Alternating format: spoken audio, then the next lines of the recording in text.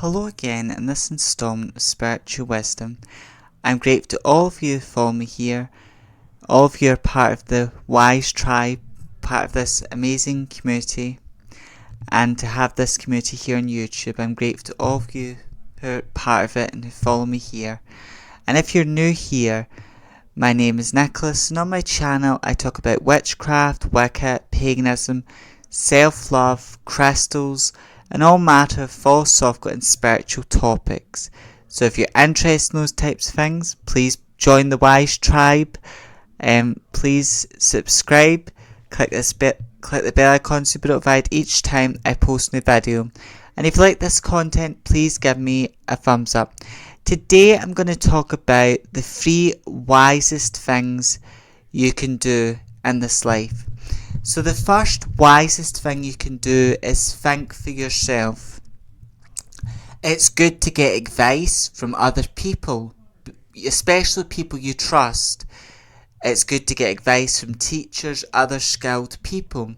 But at the end of the day, you've got to go, right, like if it was you were interested in witchcraft, for example, and you wanted to practice the craft, right? Yes, it's good to listen to other genuine practitioners, people who also practice witchcraft and learn from other practitioners. But at the end of the day, it's still important to do your own research and develop your own personal understanding of what witchcraft is for you as a practitioner. What is it for you? What it is personal. Being a witch, as a witch myself, it is personal, and every practitioner practices differently. But it's so important to, in any area of life, to look at. It's good to listen to different voices, listen to other people's opinions, and stay open-minded. Always keep an open mind, because never say never, and be open to new ideas, new concepts. But at the same time, even though you're keeping an open mind, you're listening to other people's ideas or perspectives, because everyone's got a perspective, everyone's got an opinion, and it's good to listen to other people's perspectives, opinions, and see the world from other people's points of view. That is all well and good, but at the end of the day, it's so important to think for yourself, because we live in a world where everyone's telling us how to dress, how to look, how to behave, and a lot of us have got thoughts in our mind but are not our own thoughts.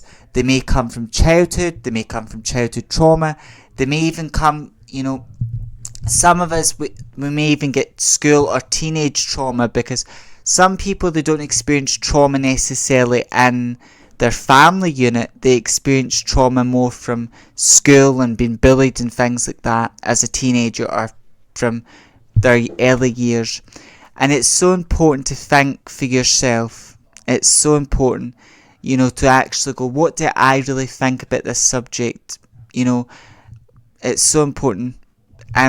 Because in a lot of if you don't think for yourself, then other people will you'll be an easy target to manipulate or take advantage of. Because in a lot of occult sort of systems now, the word occult means hidden or esoteric and has anything to do with witchcraft. But when it comes to an occult type of thing, you've got a dogmatic leader who's saying his way is the right way, the true way, the only way. You'll have someone like that in an occult setting, and everyone's playing follow the leader, and then everyone in a cult sort of thing is like a sheep. That is what it is. And no one's taught what. You're told what to believe, you're told what to think. You're not allowed to think for yourself or believe in something in your own way, and a lot of sort of negative and toxic occult settings. They can even sometimes be religious circles, but I've still got that toxicity where you're told what to believe. It's like, I'm not saying all Christian churches or all religions are like this. It's just sometimes you'll get angelical people, angelical paths, and it's like, this is the scripture, and you've got to interpret it the way the leader says, not the way. And everyone's got to interpret it the way the leader says. No one can interpret it in their own way, which is very toxic, because to me, People have got to follow what they've read in their own way, and as long as what they're getting from it, if you read like scripture or a poem, as long as you're getting a message from that poem that's healthy and is not going to harm anyone, then follow it, take what resonates, leave what doesn't. And it's so important to be an independent and a free thinker in life. Don't, always think for yourself. That is the first and most important thing you can do in this life. Think for yourself. The third thing you can do, the second thing you can do in this life is learn to trust your intuition. We've all got intuition, and intuition, I call it the voice of God, the voice of spirit within us. When we meditate and we quieten our mind, our intuition gets louder, stronger.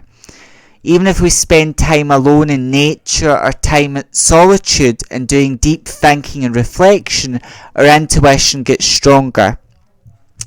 For me, my intuition, when I feel it activated, it's like a strong feeling in my heart and a strong feeling in my gut, and it's like my gut and heart in alignment, and I feel what something good or bad's going to happen, or what I should or shouldn't do something, or I'm going to meet someone today. We've all got intuition, but it takes time to learn what it is, to learn when is it activated, and it takes time to sort of learn how to trust it. But that's the wisest thing we can do in life. Learn to trust our intuition, that strong feeling we get, but know these people, even though they're smiling in my face, they're saying the right things.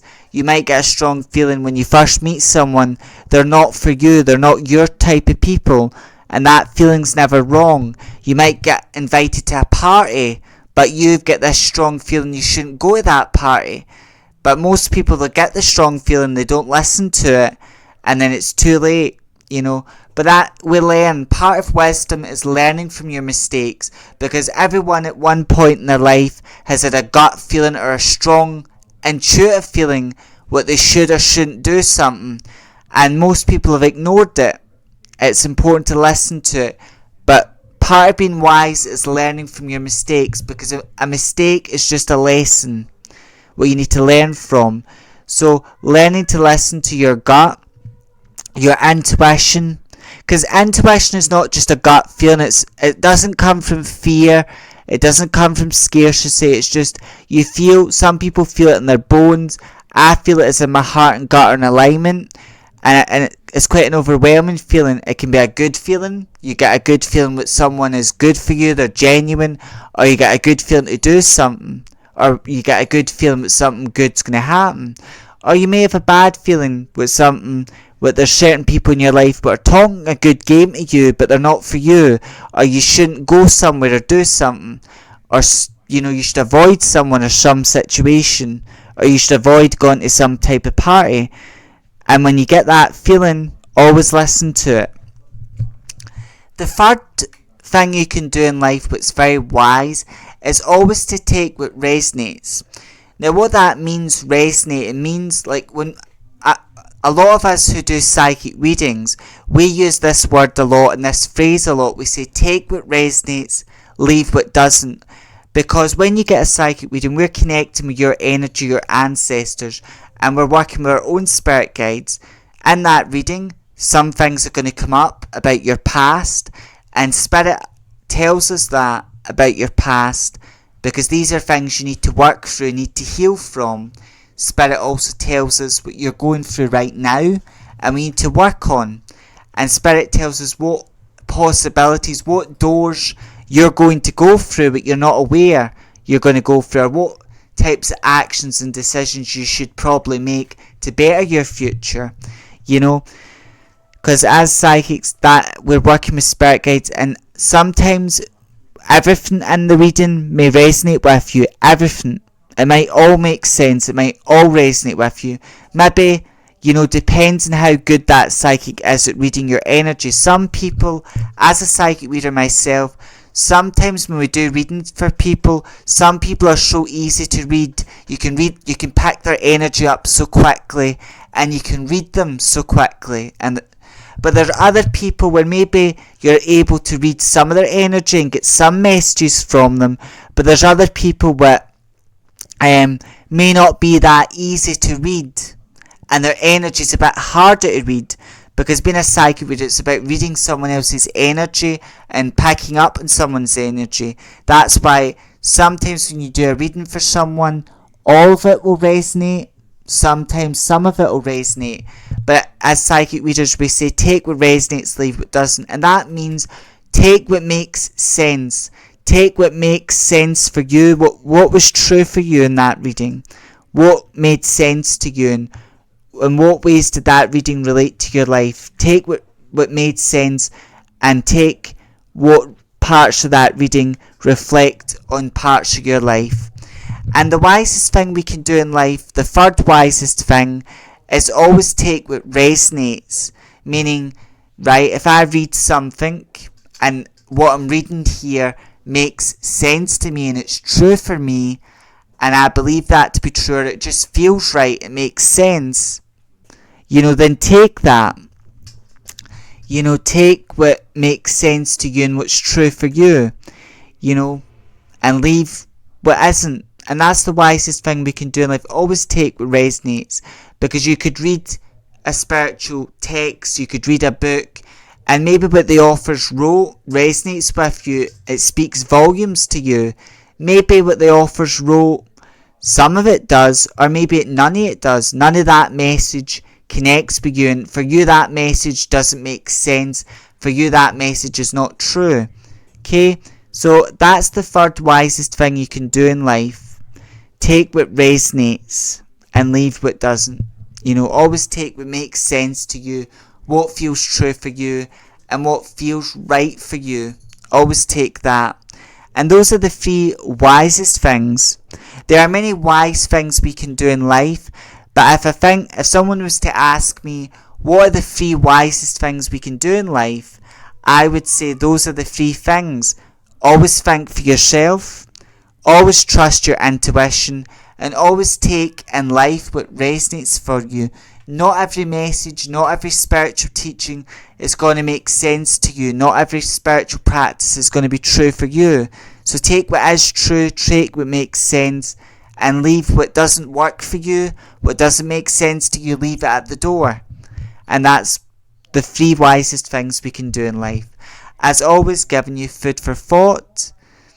Until next time, stay safe, stay magical and wise, and to those of you who are practicing witches like me, stay witchy. May meet, may part, and may meet again. Blessed be.